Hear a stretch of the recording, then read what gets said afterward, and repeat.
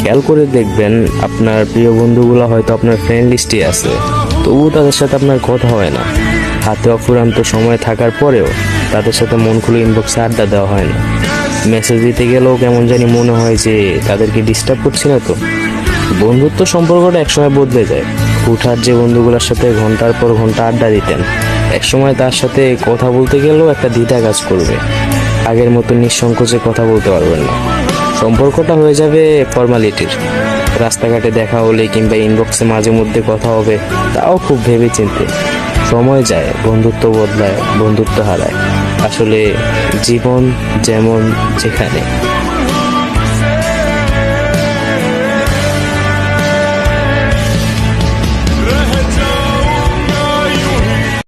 খেয়াল করে দেখবেন আপনার প্রিয় বন্ধুগুলো হয়তো আপনার ফ্রেন্ড লিস্টে আছে, তবুও তাদের সাথে আপনার কথা হয় না।